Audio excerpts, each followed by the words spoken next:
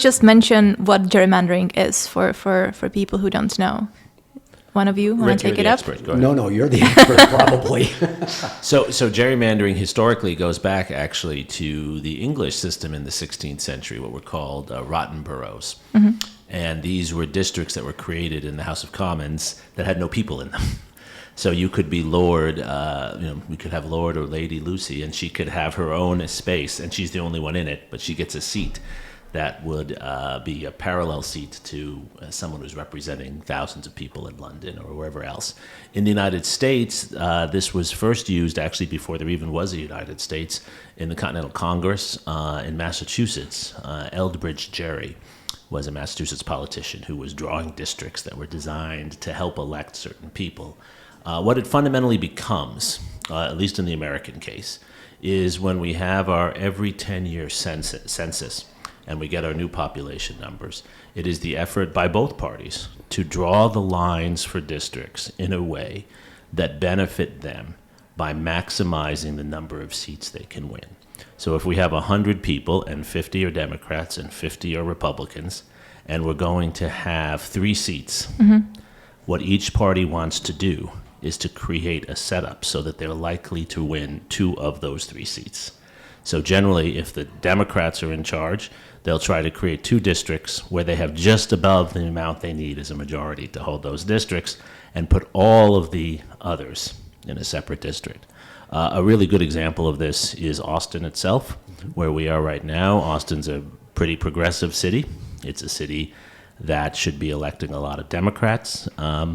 Right now, the city is designed so we elect Republicans and Democrats because parts of Austin, little parts, are connected to Houston, San Antonio, to other areas, creating districts. So someone like Michael McCall, who is in Congress and a major figure in the Republican Party and very conservative, he represents a part of Austin that has very liberal people in it, but they are at most 30%, 40% of his district. So he relies on 60% of voters who are not in Austin. And so the key point here is you're designing the districts to move people around and create representation of more of your kind and less of the other kind. Mm-hmm. And Mike McCall is my representative in Congress. He was not a few months ago. Pete Sessions was my representative in Congress, but with the latest census, they had to redesign some of the districts. For instance, Brazos County used to be intact in the 17th district, and this time around they decided that it would be more advantageous to split Brazos County into 2. And now Mike McCall represents half of it, and Pete Sessions represents the other half.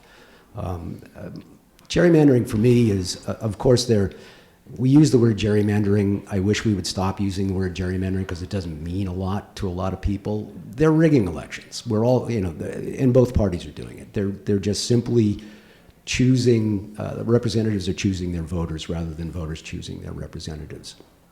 And, for me, part of it is this is a failure of those checks and balances.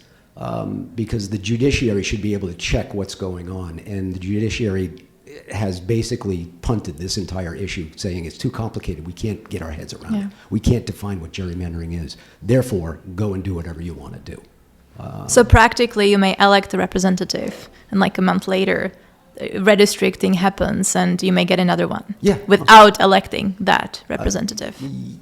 Yeah. My district did elect Mike McCall, but again, that was a foregone conclusion, right? What more often happens is, and we've seen this in Austin, right? So if you live in a part of town that Rick and I think, both live in, right? And all of a sudden you've had an influx of people from other parts of the country who tend to be Democrats, let's say, people coming from California, Wisconsin, Michigan. And that part of the area, the population grows. Redistricting or gerrymandering is when you actually say, okay, well, instead of allowing that area to elect a congressperson, we're going to split up that neighborhood and connect it to Republican areas that have fewer people. But by splitting up this more populous neighborhood, they don't get to elect their person. So for a time, Rick's house was in a district that wasn't connected to the Democrats around him, it was connected to Republicans who were far away. And so that protects the office for those in power. And the real problem is the ones who draw the districts are the ones in power. Exactly. so they can arrange that. It's sort of as if, I was able to pick all of my students myself, right? I would have the best students, right? But actually what makes teaching interesting is I get students I don't know, students who are different, students who challenge me, not just the students who I already know like me. That's what we're doing here. We're allowing the professors to just choose the students who like them.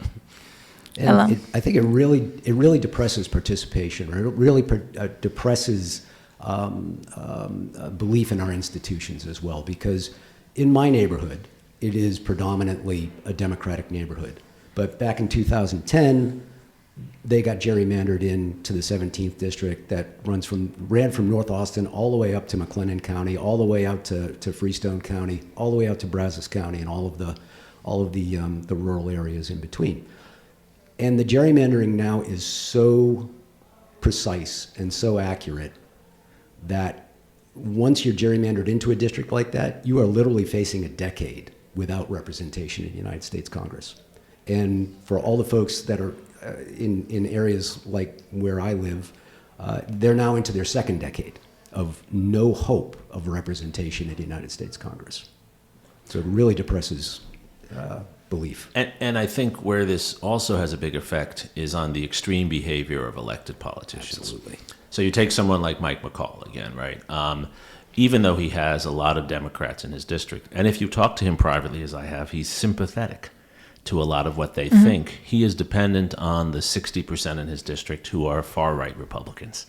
And so it encourages him in public to take very extreme positions, and it honestly encourages him not to care about what the 40% who are Democrats think. If his district was set up, as it should be, though, where it was about 50-50, then he would have to find compromise. That's what you want. You want someone who's elected from a district where there isn't one position that always wins. Yeah. And where they have to be creative and find compromise. And our system of gerrymandering is actually sorting us into red and blue districts that are almost permanently red and blue, which means there's no reason for compromise. What is the solution to this? Well, there are a lot of possible solutions. Obviously, you want to draw fair districts, right? But it's how do you draw fair districts that is the challenge here. And as Jeremy said, the folks who currently benefit from the current system are the ones who would be tasked with changing that system. So there's absolutely no incentive for them to do so. So you need to attack the problem in a variety of different ways. In certain states, for instance, you can get referendum questions on the ballot, right? And you can perhaps force ranked choice voting to be instituted. And ranked choice voting, in and of itself, kind of, regardless of the way the district is drawn, may bring candidates have to bring their rhetoric closer to the center and closer to compromise.